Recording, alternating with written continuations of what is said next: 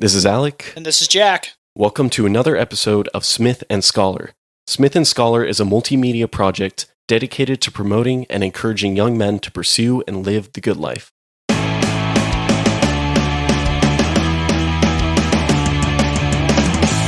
In today's episode, we will be talking about temperance.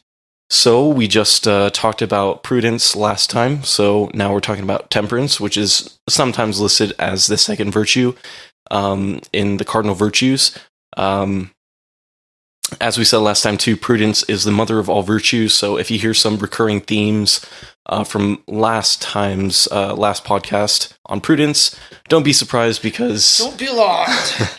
because that's what's going to happen throughout the rest of the podcast. You're going to start hearing the same thing over and over again. If you hear repetition, probably means it's important. A good marketing strategy that I was taught in like 5th grade was repetition, repetition, repetition, repetition, repetition, repetition. Jack, what did I just say? Repetition, repetition, repetition, repetition, repetition, repetition. Before that, you said a good marketing strategy in the 5th grade. So yeah, it looks like it worked all around. But that's not what we're here to talk about. We're here to talk about prudence. So to begin with, prudence, broadly put, again, what we're saying is not the end-all be-all. We'll probably link some additional resources to check out. If you Google just temperance or prudence, you might find some of the resources we used because, you know, they're popular. Or if you read a book, then maybe you'll see what we saw too. So anyways, temperance, wow, it's all come together. That's not what I meant when I said you'll hear the same thing over and over again. Okay. Temperance is not necessarily moderation. That's a simple way of putting it. It's not just, watch what you eat or watch what you drink, although those are some good ways of kind of physically realizing temperance. I was about to say moderation. Let's talk about Pieper's definition of temperance. I'll go ahead and say it, and then Jack, you can get into more specifics. Pieper called or defined temperance as, basing it on the Latin etymology as an ordering of parts into a unified whole. So why don't you dig a little deeper into that for us? Yeah, Alex, specifically, Pieper, when talking about this ordering of the unified whole, he's really talking about, and he specifically says this, the internal ordering of man. In a way, this makes temperance unique from the other cardinal virtues, as the focus of temperance is solely on the man himself trying to develop temperance. For example, with prudence, again, that going back to like the deliberation aspect, you're looking at existing reality outside of oneself. When we talk about justice, you'll see justice is a really relational virtue. It's really about how what your focus is on your fellow man when you're talking about justice, when you're trying to practice and habituate justice. And because of this, I think there's some really interesting ways in which we can understand temperance, because it is solely about oneself. I think Pieper characterizes it in an interesting way. He says, temperance can be understood as selfless self-preservation. And intemperance, so the opposite of temperance, as self-destruction through the selfish degradation of the powers which aim at self-preservation. There's a lot to unpack there, but to simplify it, the virtue of temperance defends man against all the selfish perversion of his inner order. So all those base desires, something we've kind of mentioned before, and trying to, about like what virtue is in a way. It's about conquering and commanding the natural base desires that every single person has, and ordering those so that you can live a good life. And specifically, temperance takes those base things and orders them so that man, as a moral person, as a person who makes decisions, can exist and live effectively. Yeah, so that part about it being ordering the self and really focus on the self, as opposed to prudence, which is looking at kind of the system around you, justice, relationship to others. I think this is where it kind of departs from prudence, where you need more experience, kind of trial and error process in which to kind of grow in it. So I see temperance as maybe more of a teachable virtue. Again, prudence kind of hard to teach, as we discussed last time. Simulations, you can ask for advice, but ultimately you have to experience it for yourself and from your prior teachings and understandings, move forward. So temperance, as I mentioned at the beginning, kind of this like moderation in drink and eating, it can be taught because there are a lot of sensual aspects to it. And it's how you react and make decisions and kind of the internal aligning of that. So as you can see, going back to eating, if you eat too much food or eat too much junk food, you'll have a tummy ache. Similarly, if you don't sleep enough, then you'll have sleep exhaustion, extreme exhaustion. So you can really see how these more physical aspects, if you go to one extreme, you have a physical reaction to it. So as I mentioned last time, when we're born as children, we're not necessarily virtuous. Mm-hmm. We're just trying to eat our next meal, trying to sleep as much as we can. You grow up a little bit and you just want to play all the time. So, you're going for those goods as you perceive them, or as Jack mentioned, some of your base desires. So babies, opposite of temperance, not necessarily a vice because they don't control what they're doing and what they're choosing all the time. But they're always eating, crying, soiling themselves. I can tell you from firsthand experience. But we see babies doing that, and it's like, okay, that's normal, that's natural. But when we see adults doing that, we know, like, whoa, that's kind of wrong. Yeah, that's not natural. Mm-hmm. That's not the way it should be. So over time, we really start to grow an understanding of temperance. Do you have something to add about that, Jack? Yeah, I mean, I think in a way, like you said, temperance is very different from prudence in the way that it's can be learned. I think that what's an interesting tie is, again, maybe the influence of natural law, or the importance of natural law in trying to understand the virtues. You're talking about your stomach hurting because you're eating too much, and these are things we actually can, in a way, it's similar to prudence because you can learn them from experience. So I remember when I was in college taking a class on civil rights and civil liberties, and sort of the foundational things we're talking about was just talking about the natural law, first principles of, reason and that sort of thing. And the example the professor gave was, we all know that, drinking to excess is harmful because when you drink to excess, you might vomit and feel horrible, or you wake up in the morning and you're incredibly hungover and unproductive, and you just know that, like, the biological effects of that, like, baked into our biology, are these things that help us to understand. So I think that's an interesting aspect of particularly the virtue of temperance. It's also about experience in a way, in the same way that prudence is, but there are things that come naturally. It's like almost in a way you don't have to, you can like wait for certain experiences to happen that will show you, where the mean is between two extremes. Yeah, so we can see on one hand, you can teach it or you can experience it. And I think, I'm just thinking of like TV shows I watched as a kid and movies I've seen nowadays. Like, it's so apparent in the media, just when you have a family depicted, mm-hmm. the kids are always doing something wrong and they learn their lesson by the end of the episode. Right, yeah. And so it's like, that's one of the good things, I guess, about some of the TV shows nowadays is there is some installation of virtues and morals because, oh no, little Johnny drank too much soda and now he has a tummy ache. Well, we can learn from the TV show, don't drink too much soda, because it's these universal principles. But temperance isn't always the sensual things. Like, it's not just feeling a tummy ache or experiencing exhaustion from not sleeping. Sometimes it can be on a more metaphysical level, a little bit harder to understand. And it's what Jack was getting to about order and making sure that everything is aligned. So we need to have that order when we're regulating the things we engage in. Everything, even if it can be perceived as a good, or something that is ordered towards the good. So, like one example is exercise. And Jack, you're an athlete, so why don't you say a little bit about exercise, which is a good, but maybe going a little too far? Yeah, absolutely. And order in regards to that, I think. So I grew up playing soccer. I still play soccer. Had to train a lot for soccer. When I was in high school, I was playing, 4 or 5 hours a day.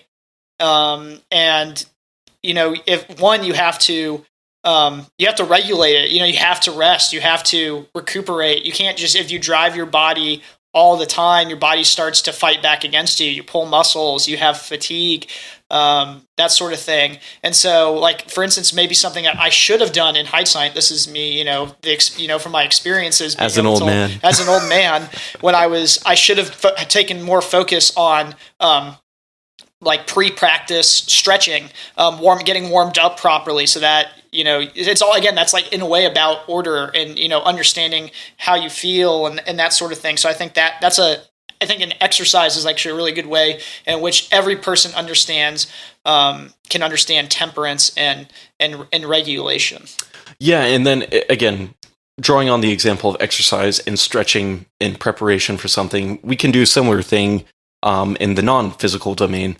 We can do some sort of metaphysical stretching, calisthenics, or whatever example you want to use, but to get ready for actually looking at temperance or prudence, justice, fortitude, because you've got to not necessarily turn the temperature up so that you get acclimated to it, but you want to be ready for those instances and circumstances. So even in small things such as like putting condiments on your food, maybe you put a little bit less so that when you are encountering a harder position later down the road, you have that internal thought of maybe don't put as much ketchup on my fries because I don't need that much food. And not that ketchup is bad or anything, but just having that ability to order your passions and guide your passions correctly through your will. Mm-hmm.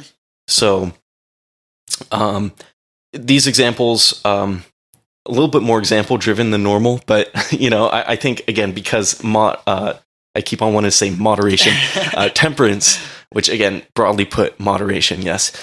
Temperance does have more of these sensual aspects that we can look at. Mm-hmm. But now we can get into some of the kind of, again, disambiguation.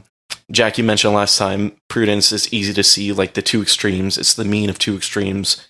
I think we can pretty easily see temperance being the mean of two extremes. So the first one I think of is kind of the stinginess, or I'm going to say, I'll just say stinginess for now, in the idea that, you don't want to spend anything, you don't want to engage in anything or indulge in any pleasures. You want to talk a little bit about that, Jack?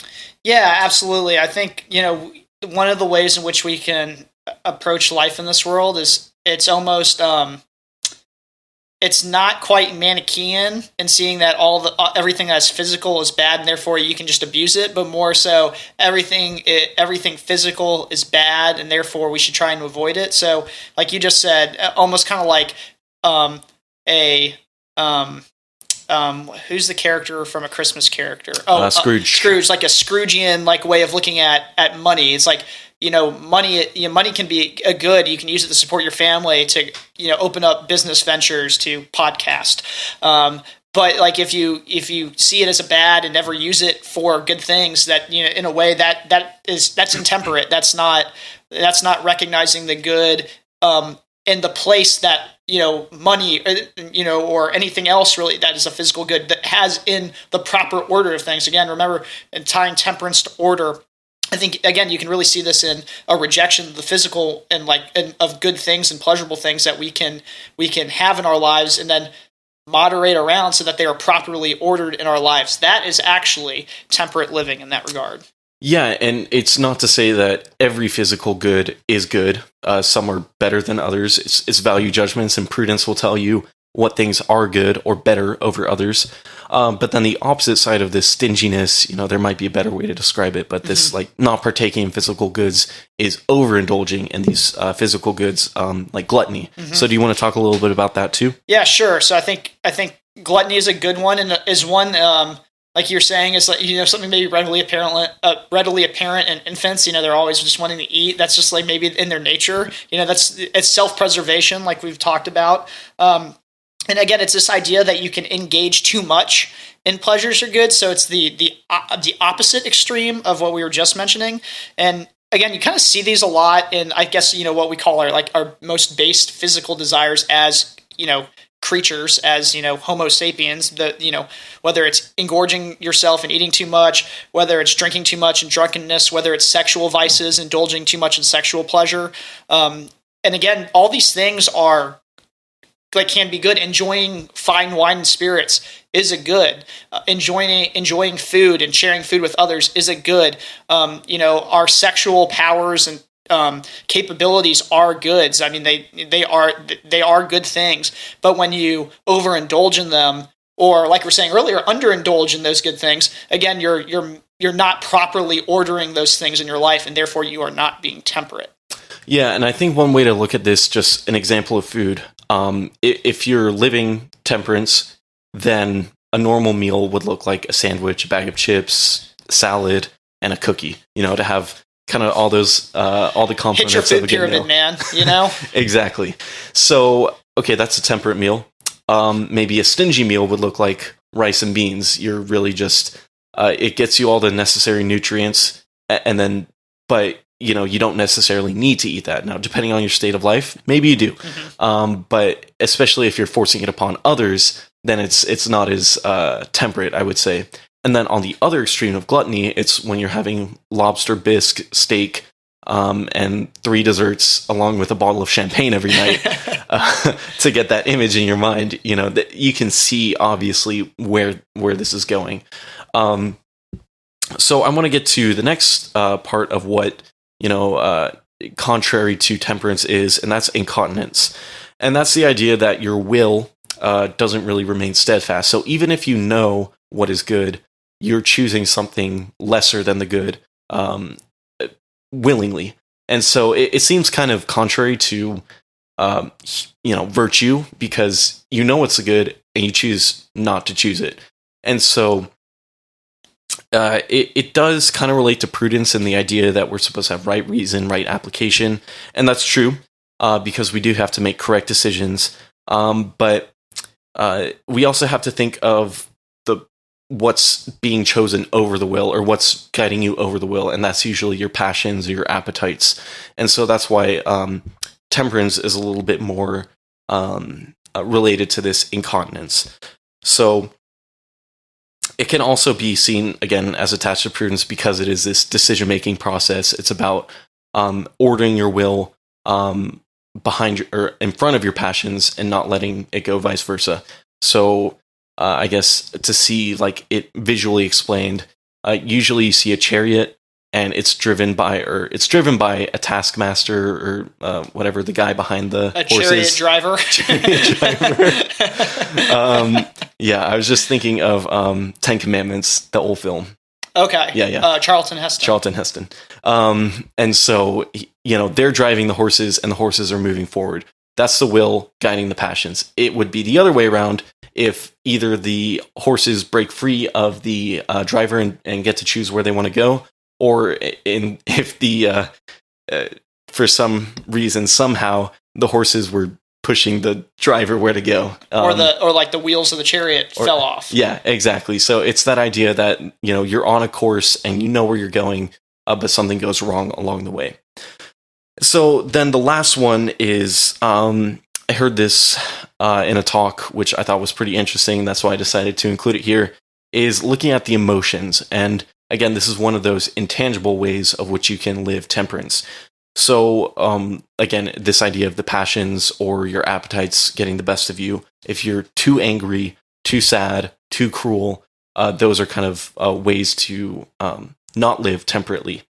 And so I think it's especially important because emotions are just more recognized nowadays in every aspect. And I also want to say, if you're depressed clinically, or if you have some other mental condition which inhibits the way that your brain works, chemically, physically, it doesn't mean that you're intemperate because you're depressed. It's a brain condition which is a little different. It makes things different. And so, I don't want to give you the wrong impression that depression equals intemperance, because it's a clinical issue. In fact, because we're talking about ordering, a depressed person who's able to order their life in a way that helps them to combat that, is temperance, despite like a brain condition that would keep you from experiencing joy in the proper ways and that sort of thing. Yeah, definitely. So it's just, and then also the reaction to the emotions that you have. If you're taking joy at other people's pain, then that's not temperate, because that's not what, the emotion of joy should be drawing from. So it's same with anger, sadness. It's all about making sure that these emotions align with what they should be brought to. So now that we've talked a little bit about the opposite of temperance, let's maybe talk a little bit about some of the good things of temperance. And Jack, you want to lead this? Sure. I think a good way of thinking about this is like the different modes of temperance. This is what Pieper alludes to when he's talking about temperance in his book, and the things that we can do that are typically when you think, oh, the person who does this is the temperate man. And so these are things like, and these are, I think we could call them rightfully other virtues. So in a way, these are offshoots of temperance. And so they are, I would say, virtues. And they include things like chastity, continence, humility, gentleness, mildness, so to speak. And almost in a way, these are, like we were talking about, these are about rightfully ordering things. I think one about rightfully ordering your will in your life to do. So I think maybe just put it this way. You break it down, those things are almost like actions, right? So you can be humble, you can be chaste, you can be gentle, you can be mild, and you have to actively make decisions to do those things. And in order to do that, you have to properly order your will. And that's why, again, with temperance being about order, that's where temperance comes into play and why these are offshoots. And I think these are not easy ways to practice temperance, because we all know that things like, humility, chastity, mildness, gentleness, these are not things that come. Some people, they might be natural to, but for most people, they're things that you develop. They are virtues. They are habits that you have to build. And because of that, that doesn't make them easy, but they are very practical, straightforward ways when you think, how can I become a temperate person? What are things I can do? With that in mind, is there like, Alec, out on that list, is there a particular one that you think that like sticks out to you, or that you might recommend to a young man who says, I want to be more temperate? What's something that I can be working on to be a more temperate person? Yeah, I think I wouldn't be the only one, when hearing this, like, oh, be gentle. Especially when you're coming at it from the perspective of growing in manliness and virtue.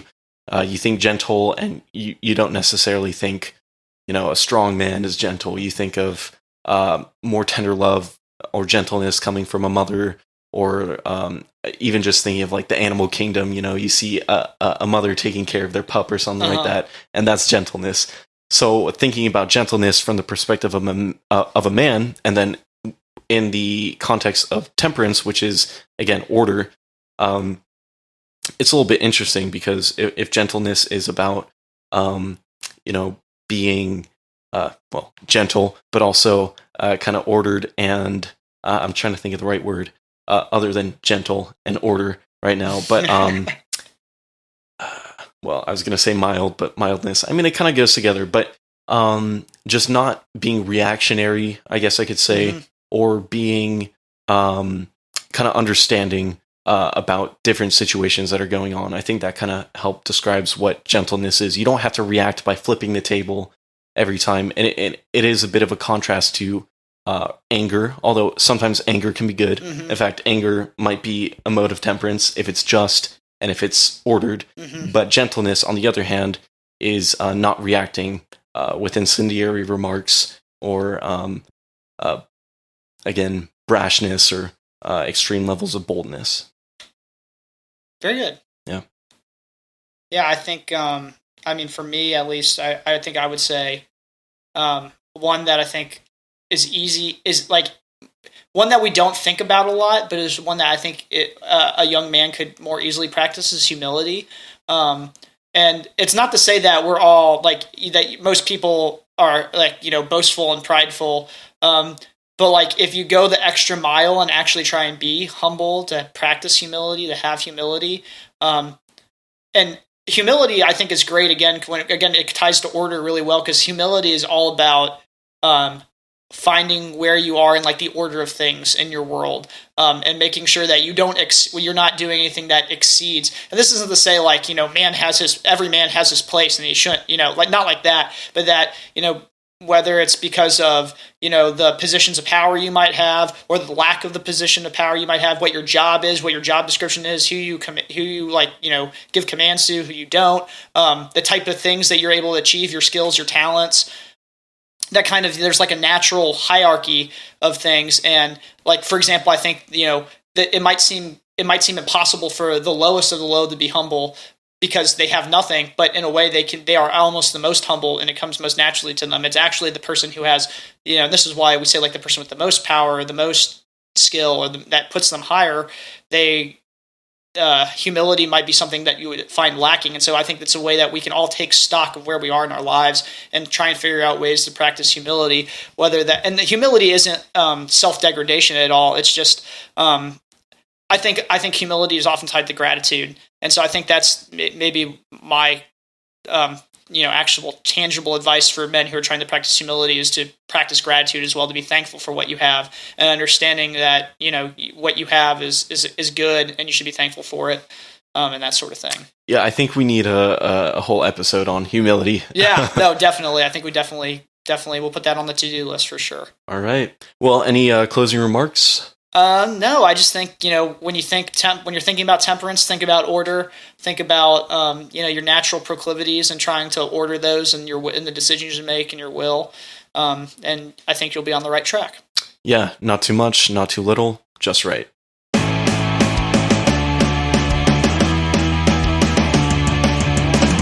Thanks for tuning in to another episode of Smith and Scholar.